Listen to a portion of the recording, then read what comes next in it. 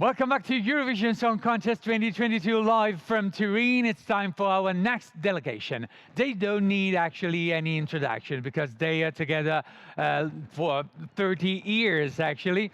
I mean, they are one of the most amazing internationally successful band from Finland. Please welcome to the Rasmus.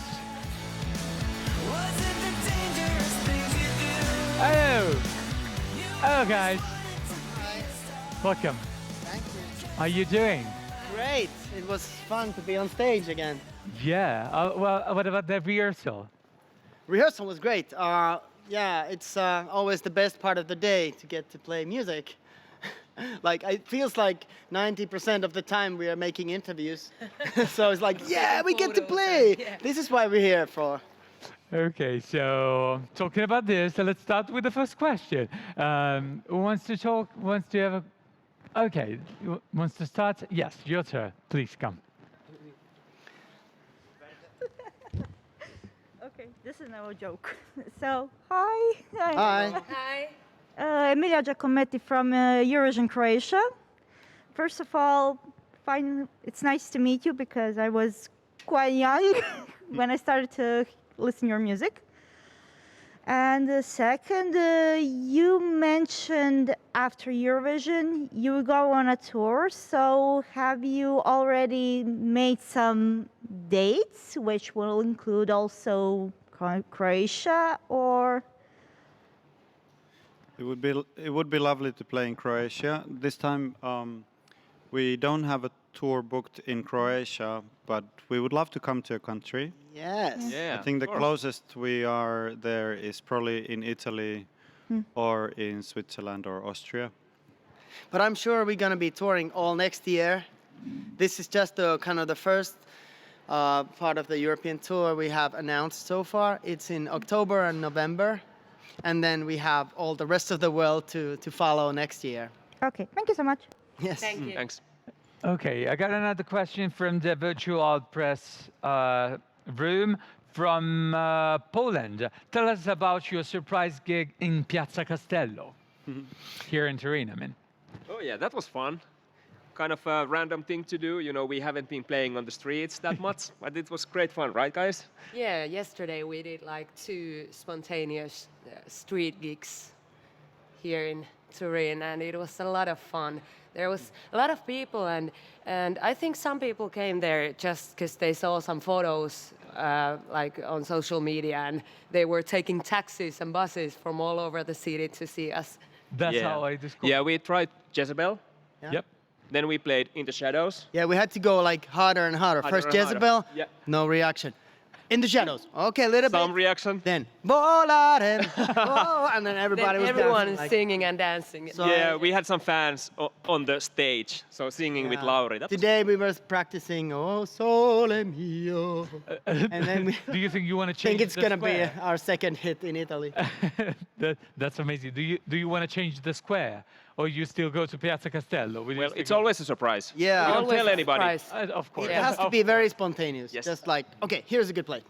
Let's play a song. Perfect. Next question. For you, you can come. Hello, Team Finland. Rasmus, it's JP from Radio International. We met before Amsterdam, Madrid as well, yeah? Which was the nicest pre-party you went to? And then my other question is, you have won numerous music awards. Which of those is the most important one for you? And which award in your life would you like to achieve? So let me just answer your first question. So we only had the time to go to 2 parties in Madrid and Amsterdam, and I was really blown away both times because the people who are the fans in the parties, they're really loving and accepting all the artists, and they're kind of really cheering passionately for everybody, and I felt really happy about it. And of course, to hang out with the other Yes, other and musicians. being in a situation where there is like 30 different countries from Europe in the same room, it was very emotional.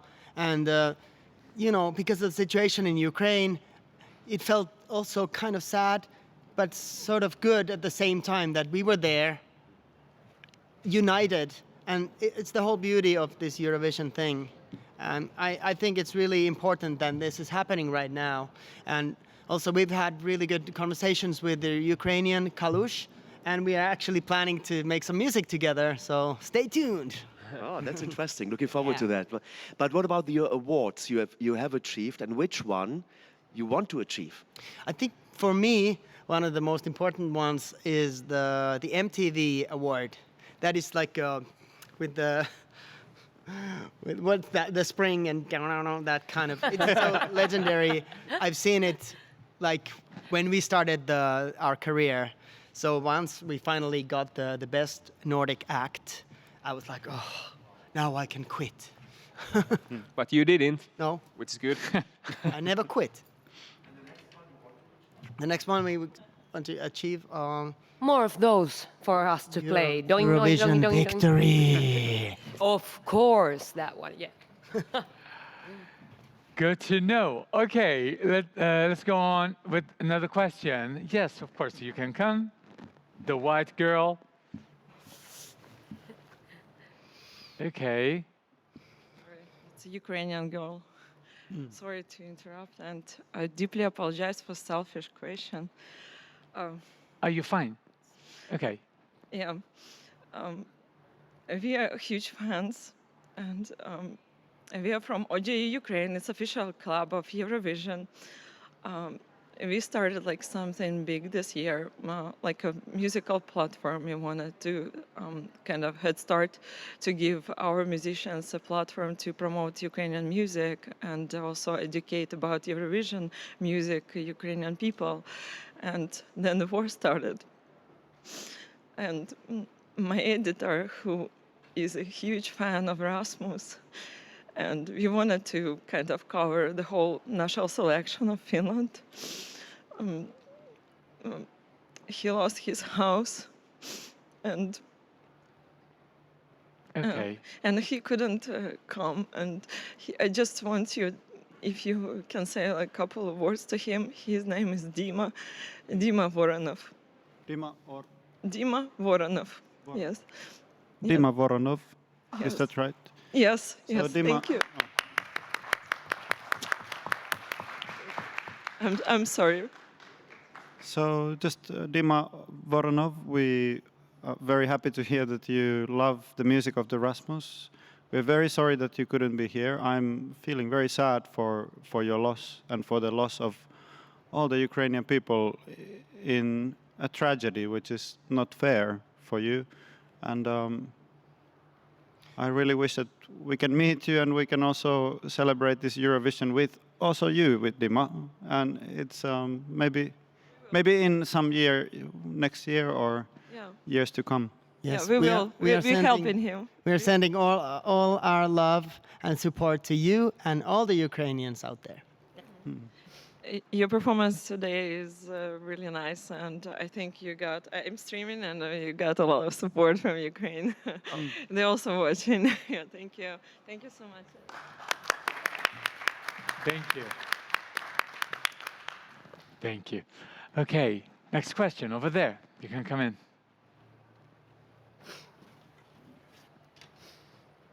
Yeah, you can take your mask off. Okay. Hello, my name is Farouk. I'm from France, from Cocorico Vision magazine. I'm very happy to meet you. You are one of my best groups, and In the Shadows is one of my favorite songs.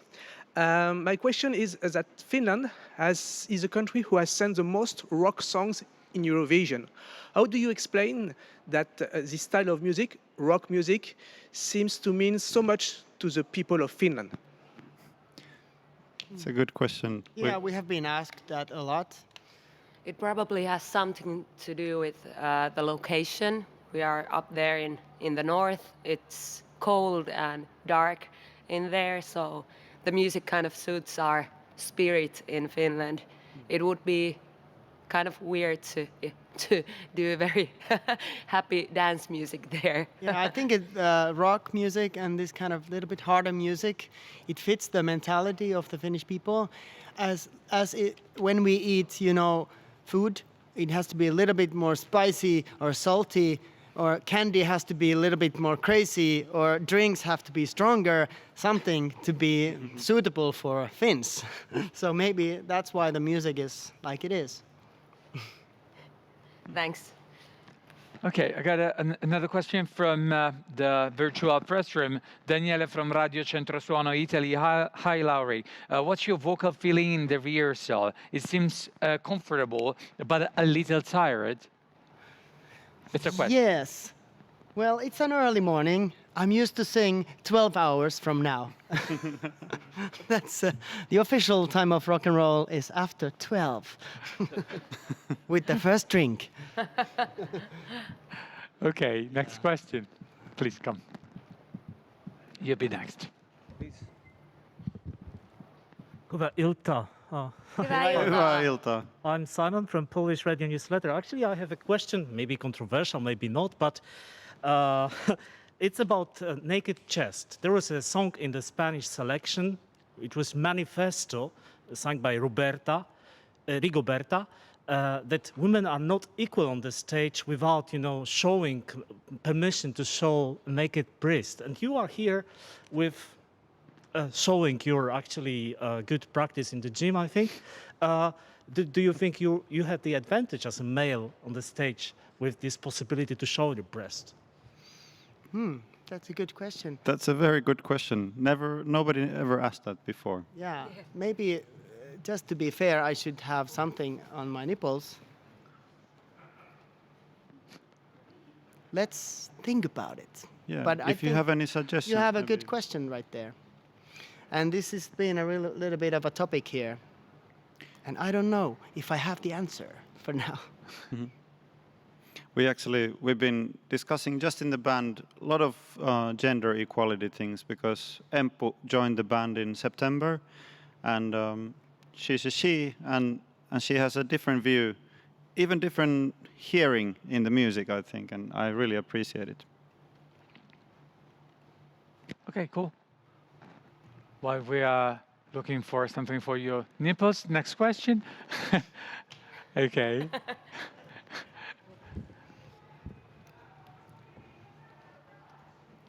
Hi guys, Stefan Gorkum from ESC Daily. I was wondering about the title of the song because Jezebel is a biblical figure originally. How did it come about that this was the title of the girl that your song is about? Yeah, it's coming from the Bible, 500 years before the Christ. In the stories of Bible, there lived a person, Queen Jezebel, and she was a very bad person. She did horrible things, but at the same time, she was very attractive, very beautiful, and seductive female character, and that sort of gave us the inspiration to start writing the song. But also, I think her name is wonderful. It makes a good title for a song. Thank you.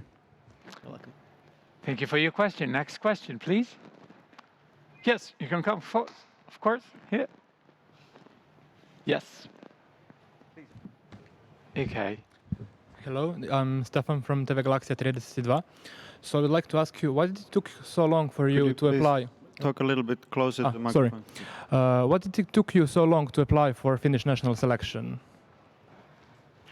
What took us so long? I think, our fans have been asking us to join this opportunity for many years. But I think last 7-10 years, it has become more suitable for our kind of bands to join this.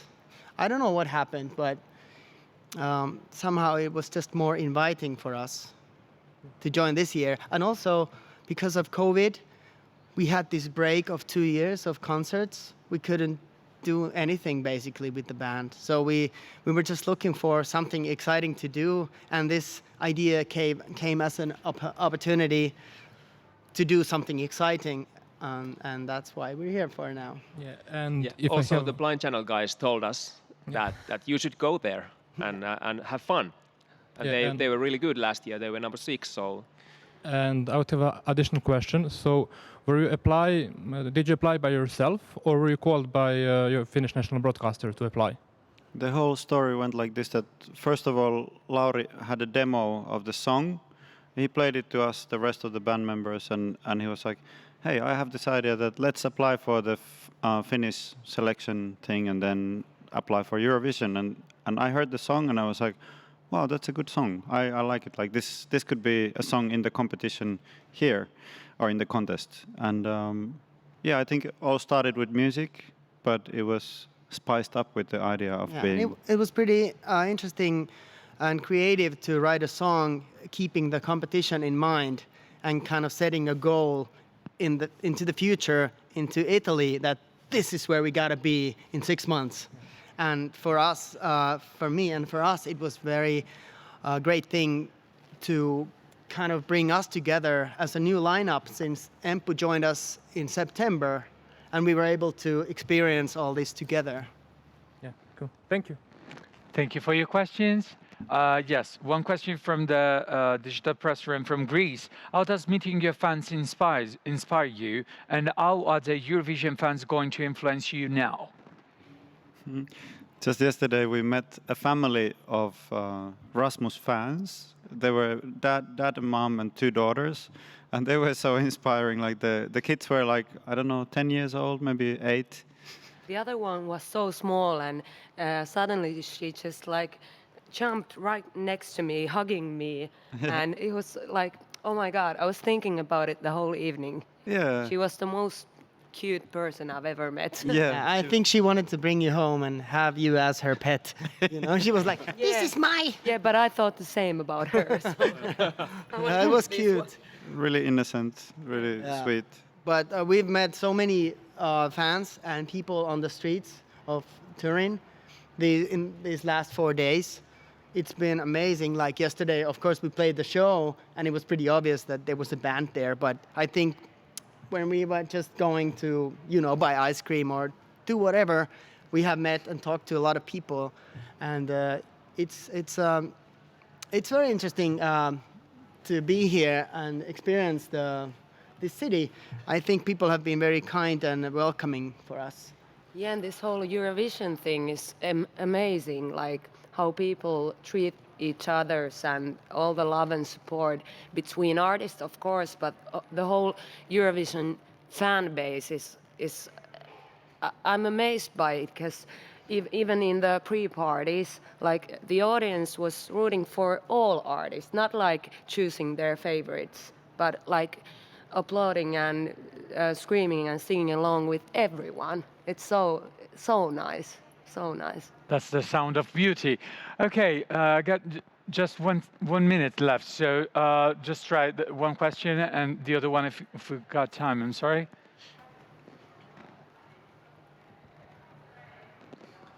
Hyvää päivää. Hyvää päivää. It's not ilta yet, so päivää. Yes. I'm Simon from Good Evening Europe, Denmark. The Rasmus has been a band since 1994. I know with changes in personnel and only Lauri and Eero being original members. What has it done for the dynamic of the band with these personnel changes, and what does the new band members bring in with them? I can start with saying something. So we started really as early teenagers. Like I was 14 when we started the band, and that's like really early in your life. And then we kind of grew up in the band, and we had like the same personnel for a long time. And then like last year when the guitarist said like, okay, it's time for me to quit. So we were of course really sad about it and shocked, and we didn't know what's going to happen. But then when we met you, I think that many things somehow changed into something better. And it's always about chemistry, in making music. And you ask what the new members bring in with them. I brought my Marshall amp, few guitars, and bad sense of humor. Yeah, exactly. And I'm so happy that I'm not the new member anymore. I joined the band in '99, so I've been in the band I can't even count, 23 years. So I'm not the new member, she is. I gotta say too that this is wonderful. Well, to have you 20 years ago, new guy, and then having her, gift from heavens. She's the best. Probably, but She's a great guitarist and also a great charismatic performer and a good friend. And I think that's what more can we ask? And she fits this group so perfectly, like it feels like she's been here forever. And maybe the reason that, you know, we have gone to the same school in Finland, even though we didn't know each other. So we're from the same area, and the fun little fact is that our moms know each other. It was so weird to join this band when my mom asked immediately. Not like, oh my God, you're joining the Rasmus. She was asking, well, how is Lauri's mom doing?